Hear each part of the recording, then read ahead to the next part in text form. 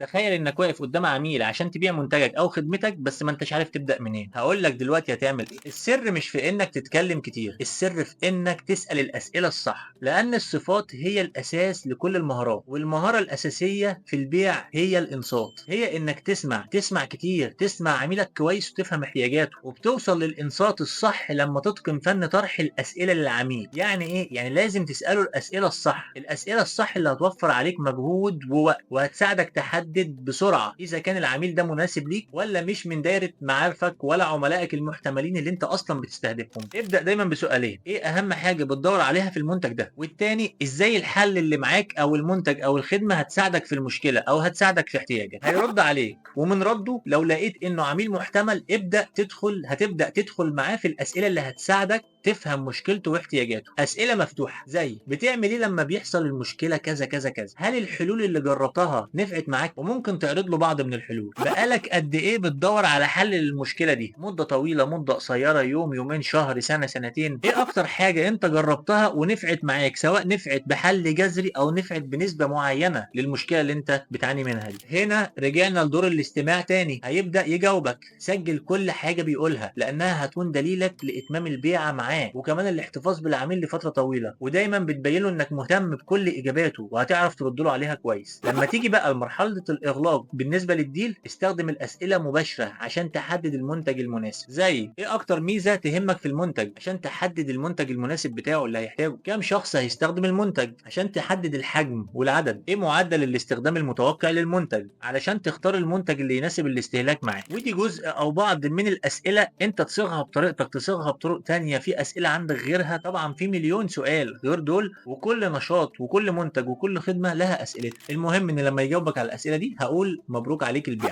الخلاصه: خليك دايما مستمع جيد واسال الاسئله الصح عشان توصل لهدفك وتحقق البيع. وسؤال الحلقه: ايه اكتر سؤال نفع معاك في البيع او بينفع معاك في مبيعاتك؟ شارك بيه عشان الكل يستفاد منه. ولو استفدت من الحلقه ما تنساش اللايك والشير والدعم على القناه والصلاه على النبي. والسلام عليكم ورحمه الله وبركاته.